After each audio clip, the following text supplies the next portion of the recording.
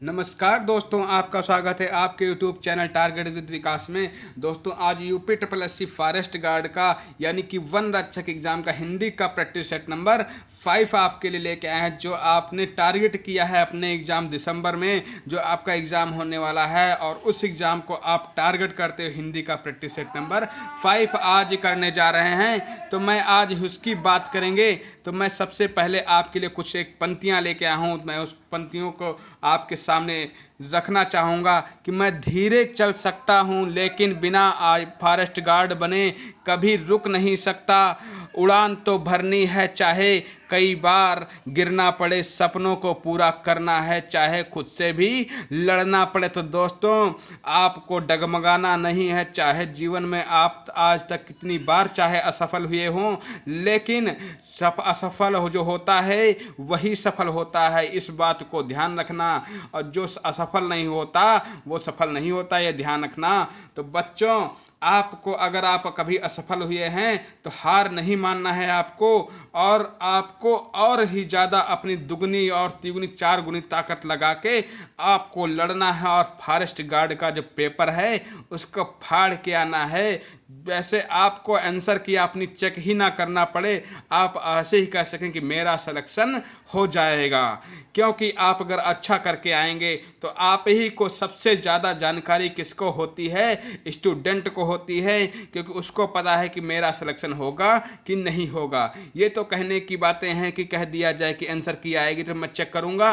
ये स्टूडेंट जान जाता है कि मैं जैसा पेपर करके आया हूँ मेरा सिलेक्शन होगा कि नहीं होगा। तो आप लोगों के लिए ये लाइनें थी, और मैं आज आपके लिए हिंदी का प्रैक्टिस सेट नंबर लेके आया हूँ 5। तो आपको इसमें 80 क्वेश्चन दिए गए हैं और 80 में क्वेश्चन सॉल्व करने हैं। तो आप देखते हैं कितने क्वेश्चन इसमें सही करते हैं। आइए क्वेश्चन नंबर 1 पे। तो निम्नलिखित में से कौन सा शब्द स्त्रीलिंग है? तो स्त्रीलिंग शब्द की बात करें तो आपका ऑप्शन नंबर डी, यानी कि सभा जो है आपका स्त्रीलिंग सभा है, स्त्रीलिंग शब्द है। ठीक है, तो यानी कि ऑप्शन नंबर आपका डी सही हो जाएगा। फिर को नेक्स्ट क्वेश्चन की बात करेंगे क्वेश्चन नंबर 2 पे। निम्न में अधिकरण कारक का परसर्ग कौन सा है? तो अधिकरण कारक का परसर्ग बताना है, तो आपका इसका आंसर हो जाएगा पर, यानी कि ऑप्शन नंबर ए है। कौन सा है? ऑप्शन नंबर ए। फिर इसका आपका संधि विच्छेद करना है आपको। योग्य भाष्य का संधि विच्छेद क्या होगा? तो ये कौन सी संधि है, मतलब इसमें कौन सी संधि बताना है? तो इसमें आपको पता होना चाहिए कि दीर्घ संधि है। कौन सी संधि है? दीर्घ संधि है। अरे मेरे मित्रों, लाइक करते रहिएगा भाई, आप वीडियो लाइक करते रहिएगा, और किसी प्रकार की अगर कन्फ्यूजन है तो आप कमेंट बॉक्स में कमेंट करके पूछ सकते हैं। मैं हर बच्चे का कमेंट का आंसर देता हूं आपका। कोई बच्चा कह नहीं सकता कि सर आपने मेरे कमेंट का आंसर नहीं दिया है। तो पत्थर का पर्यायवाची नहीं है, तो आपको बताना है कि पत्थर का पर्यायवाची कौन सा नहीं है। तो उरग आपके पत्थर का पर्यायवाची नहीं है।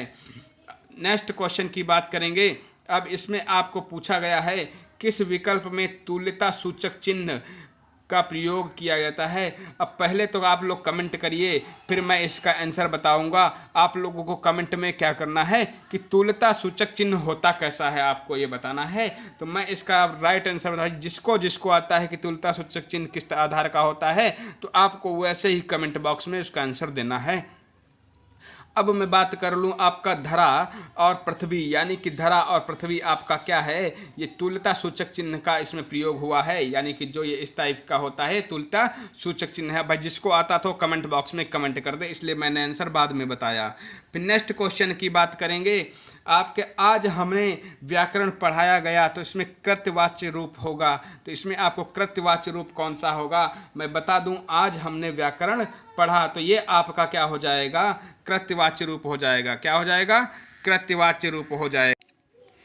तो हमें क्वेश्चन नंबर 6 का आंसर देना है। आपको बता दिया गया इसका आंसर कि ऑप्शन नंबर ए होगा। नेक्स्ट क्वेश्चन की बात करें, आपका क्वेश्चन नंबर 7 की बात करते हैं। तो क्वेश्चन नंबर 7 का आंसर आपको देना है कि बोया पेड़ बबूल के आम कहाँ से होए। लोकोक्ति पूछा गया है, आपकी लोकोक्ति का सही अर्थ बताना है।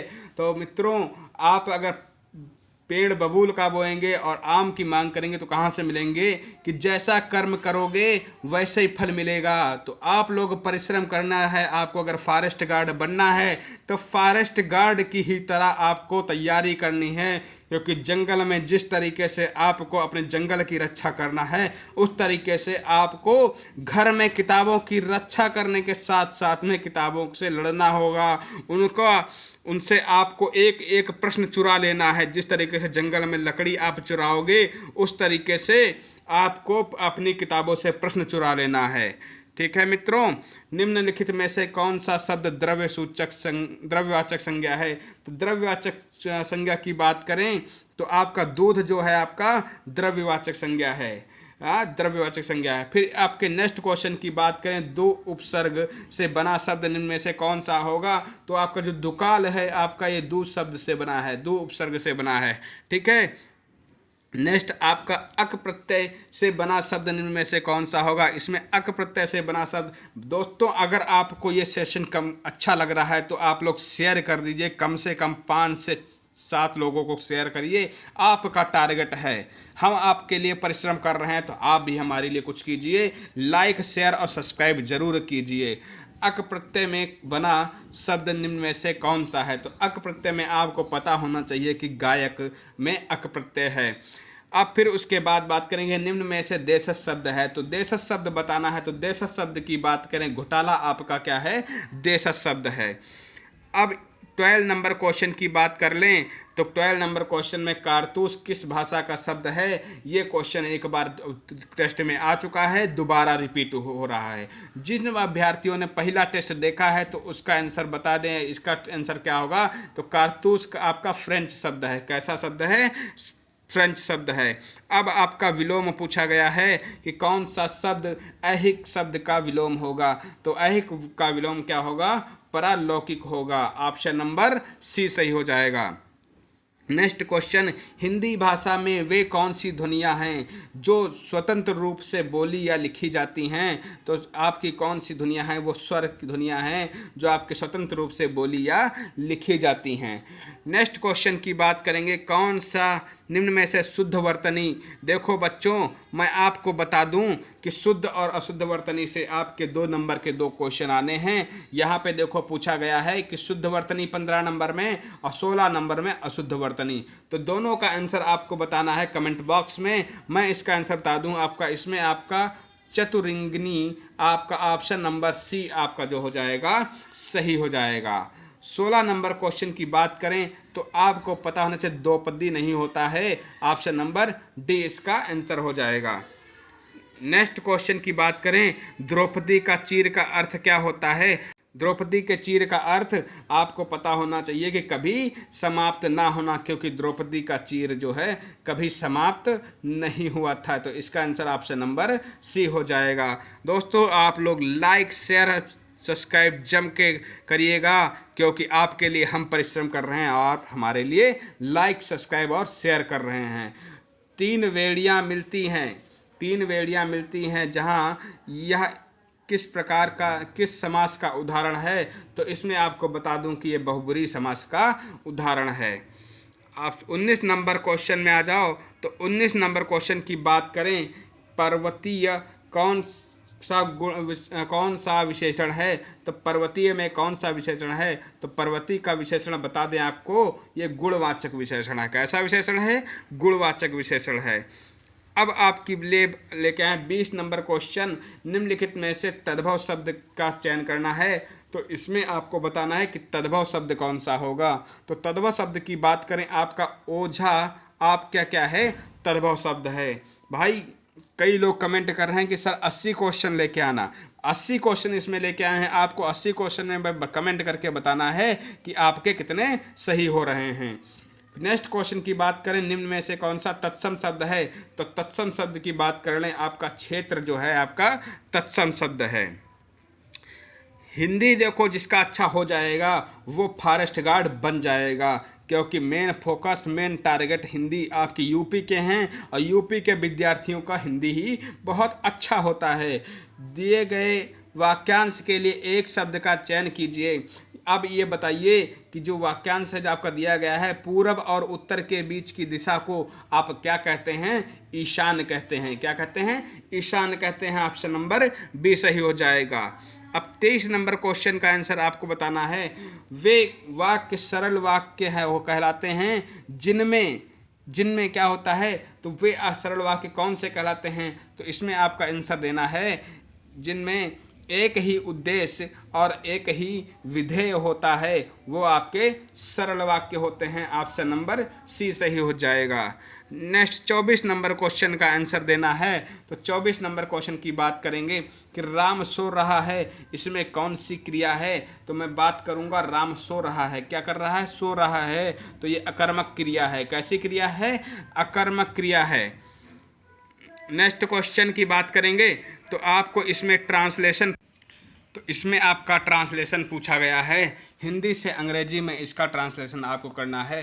तो आप लोग सब भारतवासी एक होकर डटकर विपत्ति का सामना करते हैं, तो इसमें आपको बताना है कि इंग्लिश का ट्रांसलेशन क्या होगा। तो मैं आपको बता दूं इसका इंग्लिश का ट्रांसलेशन क्या होगा। इसका राइट आंसर आपका है ऑप्शन नंबर बी। क्या होगा, ऑप्शन नंबर बी है। फिर नेक्स्ट क्वेश्चन की बात करेंगे 27 नंबर की। ये आपको इंग्लिश से हिंदी में करना है। तो आपका इंग्लिश से हिंदी में करना है, तो इसका 27 नंबर क्वेश्चन का आंसर मैं बता दे रहा हूँ, ऑप्शन नंबर बी इसका भी आपका सही होगा। नेक्स्ट क्वेश्चन की बात करें, लता का बहुवचन रूप क्या होगा। तो लता का बहुवचन रूप की बात करें तो इसका आंसर आपका हो जाएगा लताएं। क्या हो जाएगा, लताएं हो जाएगा। सूरज निकला और पक्षी बोलने लगे। सूरज निकला और पक्षी बोलने लगे, तो इसका आपको राइट आंसर बताना है। रेखांकित शब्द में किस प्रकार का अव्यय है, अव्यय पूछा गया है। तो मैं बात करूंगा समुच्चय बोधक की, तो इसमें समुच्चय बोधक अव्यय है। ऑप्शन नंबर ए सही हो जाएगा। फिर उसके बाद हम बात करते हैं निम्नलिखित में से एक वाक्य शुद्ध है। तो इसमें आपको बताना है कि कौन सा वाक्य अशुद्ध है। अशुद्ध वाक्य यानी कि गलत है। तो गलत की बात करेंगे, इसमें 3 ऐसे हैं जो सही हैं, और गलत कौन सा है तो मैं गलत आपको बता दे रहा हूँ। आपका ऑप्शन नंबर ए जो है आपका क्या है, गलत है। इस बात का स्पष्टीकरण करना आवश्यक है। तो इसमें आपका ऑप्शन नंबर ए जो है गलत है। ऑप्शन नेक्स्ट आप 32 नंबर क्वेश्चन की बात कर लें तो 32 नंबर क्वेश्चन का आंसर आपको निम्न प्रश्नों में 4 विकल्प में दिए गए हैं। वाक्य का सही काल वाला विकल्प पहचानिए। यानी कि दीपा पौधों को पानी दे रही थी, इसमें कौन सा काल है, ये आपको आंसर बताना है इसका। तो मैं बात करूं कि ये अपूर्ण भूतकाल है, यानी कि वो पानी दे रही थी और कंप्लीट नहीं हुआ था, काम कर रही थी यानी कंप्लीट नहीं हुआ, तो ये कैसा काल है, अपूर्ण भूतकाल है। तो आपके नेक्स्ट आपने इंग्लिश में ट्रांसलेशन तो पढ़े होंगे, बहुत ही हेल्प करेंगे अगर आपको इंग्लिश में ट्रांसलेशन आता है। अपने कार्यालय से अनुभव प्रमाण पत्र लेने के लिए किसे आवेदन पत्र लिखेंगे। तो किसे आप लिखेंगे, तो आपको पता होना चाहिए कि व्यवस्थापक महोदय को लिखेंगे। किसको लिखेंगे, व्यवस्थापक महोदय को लिखेंगे। अतीत नेक्स्ट क्वेश्चन 34 नंबर क्वेश्चन देखिए, अतीत में दबे पांव के लेखक कौन हैं। तो इसको पता होना चाहिए कि ओम थनवी जो आपके हैं ऑप्शन नंबर ए, ये सही इसके लेखक हैं। नेक्स्ट क्वेश्चन की बात कर लें, आप आ जाइए। इसमें पूछा गया है निम्न प्रश्नों में से 4 विकल्पों में से उस विकल्प का चयन करें जो सर्वनाम के भेद का सही विकल्प है। यानी कि जिसको हमने बुलाया था वह आया है, जिसको हमने बुलाया था वह आया है, तो वो कैसा है, संबंधवाचक है। कैसा है, संबंधवाचक, यानी कि ऑप्शन नंबर बी सही हो जाएगा। करुण रस का स्थायी भाव क्या है। तो बताइए बच्चों रस के भाव जरूर रट कर लेना, स्थायी भाव क्या क्या होते हैं, क्योंकि एक प्रश्न आपके करुण कोई भी रस, जो जितने भी रस हैं आपके, उनके स्थायी भाव पूछा जा सकता है। तो मैं बात करूंगा करुण रस का स्थायी भाव शोक है। ऑप्शन नंबर डी है। अब नीचे आपसे 37 नंबर क्वेश्चन में अलंकार पूछा गया है। तो इसमें अलंकार की बात कर लें, पूत कपूत तो का धन संचय, अपूत सपूत को धन संचय, उक्त में कौन सा अलंकार है। तो मैं अलंकार की बात करें, इसमें आपका लाटा अनुप्रास है। कौन सा अनुप्रास है, लाटा अनुप्रास अलंकार है। 38 नंबर क्वेश्चन की बात करें, कि सरदार का स्त्रीलिंग सरदारनी होता है, तो जमादार का स्त्रीलिंग क्या होगा? बताइए, आपको सरदार का स्त्रीलिंग सरदारनी, तो जमादार का स्त्रीलिंग क्या होगा? जिसको जिसको ये स्त्रीलिंग आते हैं उसका आंसर कमेंट बॉक्स में आप लोग दीजिए। जमादारनी होता है। भाई मित्रों, मेरे दोस्तों, मेरे सहयोगियों, आप लोग एक काम करिए, बस लाइक शेयर और सब्सक्राइब करते रहिएगा। और परिश्रम हम आपके लिए कर रहे हैं। आपके लिए जितने भी मोस्ट इम्पॉर्टेंट क्वेश्चन बनते रहेंगे हम लाते रहेंगे। तो आप लोग लाइक सब्सक्राइब और शेयर ठोकते रहिएगा बस। तो आपका बात करें कि मोहन अपनी बहन को पुस्तक देता है, वाक्य के लिए रेखांकित पद कारक है, तो कौन सा कारक है? आपका संप्रदान कारक है। कौन सा कारक है? संप्रदान कारक है। फिर 41 नंबर की बात करें, शीतोष्ण का अर्थ है, तो शीतोष्ण में कौन सा अर्थ है? तो आपकी बात कर लें, ठंडा और गरम, गरम, ठंडा और गरम। नेक्स्ट 42 नंबर क्वेश्चन की बात कर लें, तो जब दो या दो से अधिक उपाध्यायों को लिखना हो तो कौन सा विराम चिन्ह का प्रयोग होता है? तो आपको पता होना चाहिए, अर्ध विराम चिन्ह का प्रयोग होता है। किसका? अर्ध विराम चिन्ह का। अब आपको लोकोक्ति फिर पूछी गई है दोबारा से। मैंने क्या कहा था कि आपके मुहावरे और लोकोक्ति से कम 3 से 4 नंबर के क्वेश्चन आएंगे, क्योंकि आपके हिंदी का 80 नंबर आ रहा है, तो क्वेश्चन तो रिपीट होना ही होना है। एक चैप्टर से कम 2 से 3 क्वेश्चन रहने हैं। जिन्होंने मेरा वीडियो नहीं देखा है, वो एक मैंने वीडियो बताया है, इसमें किस किस टॉपिक से कितने कितने क्वेश्चन प्रीवियस ईयर में पूछे गए थे, वो जाके देख लें, उनका कन्फ्यूजन दूर हो जाएगा। और अपनी तैयारी उसी के अकॉर्डिंग करते रहें। मैं 100% आपके साथ हूं, और आपके मैं बता दूंगा, अगर आप उसी के वीडियो के अकॉर्डिंग आप तैयारी कर रहे हैं तो आपके 80 में हिंदी में 70 नंबर कहीं नहीं गए। आपके हिंदी में 70 नंबर कहीं नहीं गए। आप लोग बस जुटे रहिए, तैयारी करते रहिए। मेढक को जुकाम, लोकोक्ति का अर्थ का मतलब क्या हो गया? अब आपको बताना है कि अपनी शक्ति से बढ़कर बात करना, मतलब मेढक को जुकाम होना। क्या ऑप्शन नंबर ए सही हो जाएगा? नेक्स्ट, झूठ कौन सी संज्ञा है? तो इसमें आपको बताना है झूठ कौन सी संज्ञा है। तो कौन सी संज्ञा है आपसे इसमें बताना, समूहवाचक कैसी है। झुंड आपकी कैसी है संज्ञा? समूहवाचक है, क्योंकि झुंड समूह में होता है। हाँ, फिर आपका 45 नंबर क्वेश्चन का देना है, अध्यक्ष कौन सी उपसर्ग है? अध्यक्ष में कौन सा उपसर्ग है? तो आपका अधिउपसर्ग है। कौन सा? अधिउपसर्ग है।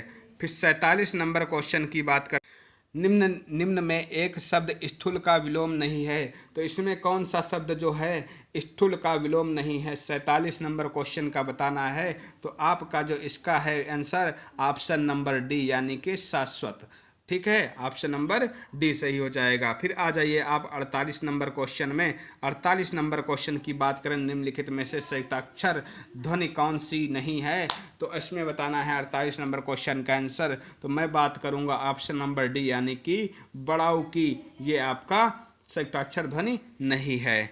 नेक्स्ट क्वेश्चन की बात करेंगे, मुहावरा इसमें बताना है आपका कांटा निकालना। कांटा निकालने का मतलब क्या होता है? कि बाधा दूर होना, यानी कि ऑप्शन नंबर डी सही हो जाएगा।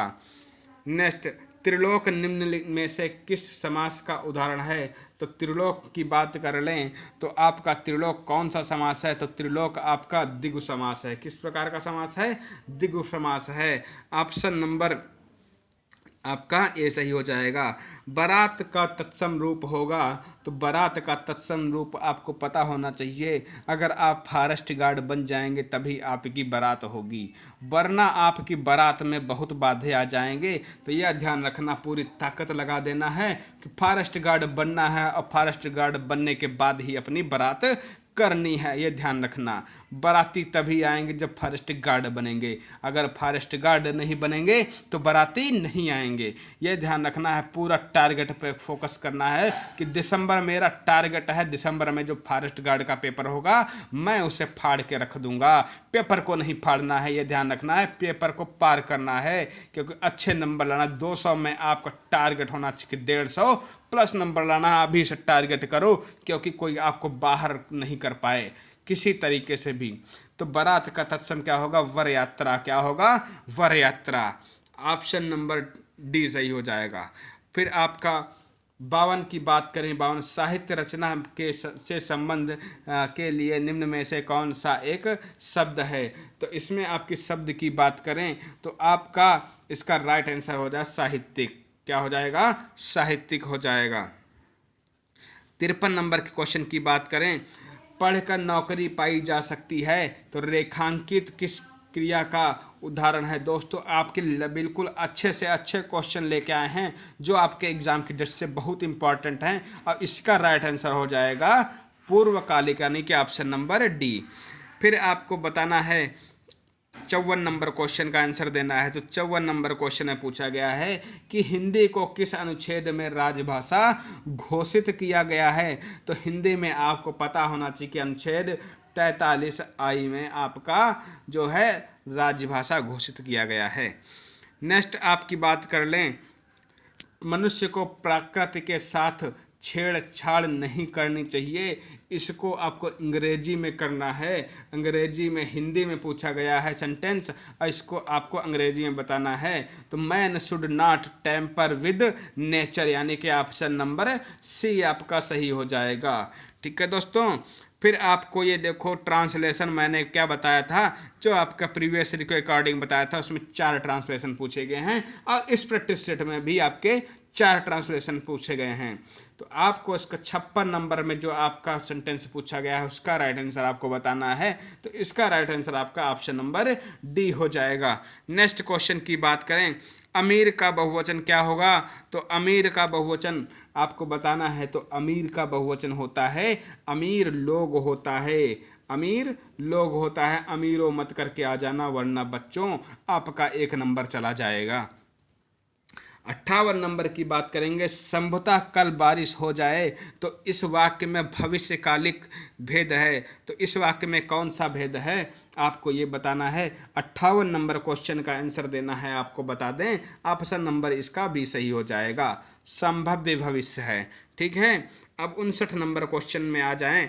59 नंबर क्वेश्चन की बात करें, दोस्तों पूरा वीडियो देखिएगा, इसके बिल्कुल मत करिएगा, क्योंकि आपको पता है कि 80 क्वेश्चन आपने कहा था, रिक्वेस्ट किया था कि आप 80 क्वेश्चन अपलोड करिए और आपको 80 में कितने आपके सही हो रहे हैं ये आप कमेंट बॉक्स में कमेंट करके बताइएगा।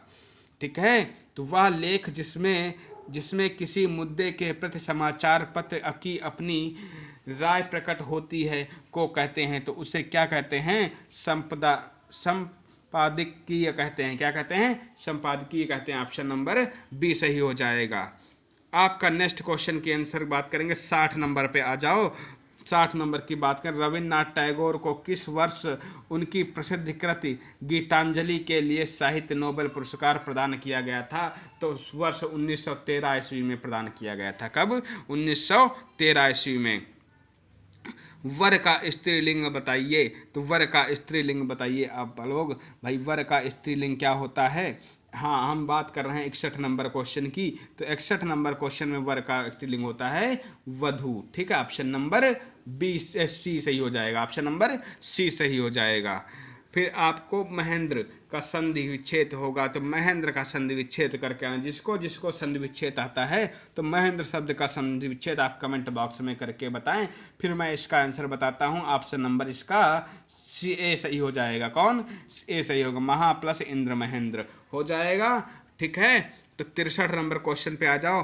तालाब का पर्यायवाची निम्न में से कौन सा है। तो तालाब का पर्यायवाची आपको पता होना चाहिए, जलाशय होता है तालाब का पर्यायवाची। जलाशय आपका तालाब का पर्यायवाची होता है। नेक्स्ट क्वेश्चन की बात करेंगे, 64 नंबर क्वेश्चन में आ जाओ। तो 64 नंबर में परिक्रमा में मूल शब्द कौन सा है। तो परिक्रमा में आपका मूल शब्द बताना है। तो परिक्रमा में मूल शब्द आपका कौन सा है? क्रम है। कौन सा है? क्रम आपका मूल शब्द है। ठीक है, 65 नंबर क्वेश्चन की बात करें तो 65 नंबर क्वेश्चन पे आ जाइए आप लोग। स्वर तंत्रियों के आधार पर व्यंजनों को कितने वर्गों में बांटा गया है। तो आपको पता होना चाहिए कि व्यंजनों को 2 वर्गों में बांटा गया। कितने वर्गों में? 2 वर्गों में बांटा गया है।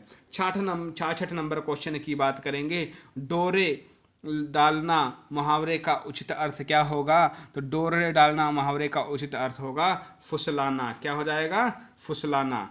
नेक्स्ट नंबर को 67 नंबर क्वेश्चन की बात करें तो 67 नंबर क्वेश्चन में आपको बता दें कि नीचे दिए गए शब्दों में तत्सम तत्पुरुष समास का उदाहरण होगा। तो तत्पुरुष समास का आपका उदाहरण बता दें, ये आपका जो साफ साफ दिख नहीं रहा है वही इसका आंसर है नगरवासी। इसमें क्या लिखा है? नगरवासी लिखा है। आप लोग सभी लोग सही से देख लें, यहाँ पे क्या लिखा है? नगरवासी लिखा है, नगरवासी। ठीक है, तो यहाँ पे आपको बता दें नगरवासी लिखा गया है। फिर आपका क्वेश्चन नंबर ये रिपीट हो गया है। हाँ, यहाँ पे साफ साफ दिखाया गया है नगरवासी होता है। ये देखिए, आप देख सकते हैं यहाँ पे क्या हो जाएगा? नगरवासी होगा। फिर आप क्वेश्चन नंबर 68 पे आ जाएंगे तो 68 के क्वेश्चन नंबर आ जाएंगे तो क्वेश्चन नंबर 68 क्या कह रहा है? जो कम खर्च करता हो उसे, इस वाक्यांश के लिए एक शब्द क्या होगा? जो कम खर्च करता होगा तो उसे क्या आप कहेंगे? कंजूस कहेंगे? भाई बताइए अब क्या कहेंगे? इसका राइट आंसर आप बताइए।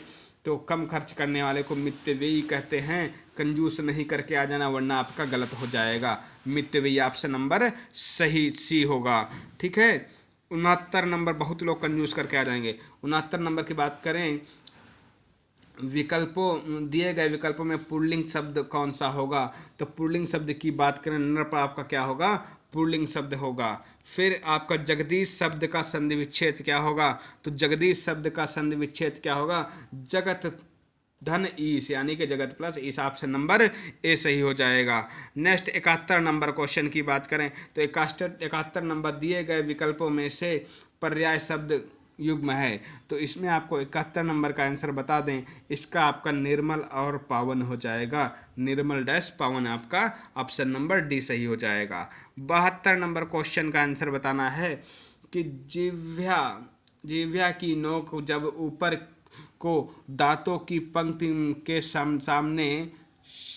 सामने वाले दांत के ऊपर हिस्से को संपर्क में आकर वायु के प्रहार को अवरुद्ध करती है, ऐसे उच्चारण स्थान को क्या कहा जाता है? तो ऐसे उच्चारण स्थान को आप लोग क्या कहेंगे? इसका आंसर हो गया वात्स्य, यानी कि ऑप्शन नंबर डी हो जाएगा। 73 नंबर क्वेश्चन का आंसर जिसको जिसको आता है आप लोग कमेंट बॉक्स में कमेंट करिए। 73 नंबर क्वेश्चन का आंसर बता दें कि घर आंगन शब्द के लिए निम्न में कौन सा समास है? तो घर डैश आंगन में कौन सा समास है? आपका द्वंद्व समास है। कौन सा? द्वंद्व समास है। 74 नंबर क्वेश्चन का आंसर देना है आपका। 74 नंबर में आपको बता दूं पाहुन का पर्यायवाची क्या होगा? पाहुन का पर्यायवाची आपका क्या होगा? तो पाहुन की पर्यायवाची की बात करें आगंतुक पाहुन को कहते हैं, यानी कि ऑप्शन नंबर सी सही हो जाएगा। 75 नंबर क्वेश्चन में आ जाओ, इनमें से कौन सा अग्रस्वर है? तो अग्रस्वर की बात करें ऑप्शन नंबर बी आपका अग्रस्वर हो जाएगा। ई आपका अग्रस्वर है। 76 नंबर की बात करें कोश, यानी कोश का सही अर्थ युग्म कौन सा है? सही अर्थ युग्म आपका इसका राइट आंसर क्या हो जाएगा? आपका ऑप्शन नंबर डी हो जाएगा। क्या हो जाएगा? ऑप्शन नंबर डी हो जाएगा। दोस्तों ये 76 क्वेश्चन। अब 80 क्वेश्चन में आपका क्या है? ये आपका जो दिया गया है गद्यांश। इस गद्यांश को पढ़कर आप लोगों को सारे आंसर कर चारों क्वेश्चन करने हैं। मैं इस गद्यांश को आपको दिखा दे रहा हूँ, आप लोग पूरा गद्यांश को पढ़ लीजिए, क्योंकि गद्यांश तो आप लोग कर ही लेंगे। मैं जिन अभ्यर्थियों को जिन्होंने लास्ट तक देखा है इन सारे गद्यांशों को क्वेश्चन में दिखा दे रहा हूँ और ऑप्शन भी आप लोग देखकर इसका आंसर करिए और कमेंट बॉक्स में इसके आंसर दीजिए। मैं इसके आंसर आपको कल बताऊंगा कि आपके कितने सही हुए हैं और कितने गलत हुए हैं। मैं आपकी तैयारी को कल जांच लूँगा कि आपकी गद्यांश की तैयारी क्या चल रही है। ये 77 नंबर क्वेश्चन था और ये आपका 78 नंबर क्वेश्चन है। इसके चारों के ऑप्शन दिए गए हैं और ये आपका 79 नंबर क्वेश्चन है और फिर आपका लास्ट क्वेश्चन 80 नंबर है। तो इसके सबके आपको चारों गद्यांश दिए गए हैं। चारों गद्यांश के क्वेश्चन के आंसर आपको कमेंट बॉक्स में कमेंट करना है और बताना है कि आपको कितने गद्यांश में आपके क्वेश्चन सही हुए हैं। कल मैं आपका जो नेक्स्ट प्रैक्टिस सेट अपलोड करूंगा उसमें इन चारों गद्यांशों के आंसर बताऊंगा और जिस बच्चे के इस गद्यांश के चारों आंसर सही होंगे उसका कमेंट बॉक्स में उसका जो नेक्स्ट वीडियो उसका पहले नाम लिया जाएगा कि इस अभ्यर्थी के कितने क्वेश्चन गद्यांश के सही हुए हैं। तो आप लोग ध्यान रखिएगा। इस तरीके से वीडियो पाने के लिए चैनल को लाइक, सब्सक्राइब और शेयर ज़रूर कीजिएगा दोस्तों। और इसका वीडियो अब मैं बता दूं, जिसको PDF चाहिए तो नीचे टेलीग्राम लिंक दिया होगा, टेलीग्राम लिंक ज्वाइन कर लें और आपको PDF प्राप्त हो जाएगा। धन्यवाद दोस्तों, नमस्कार।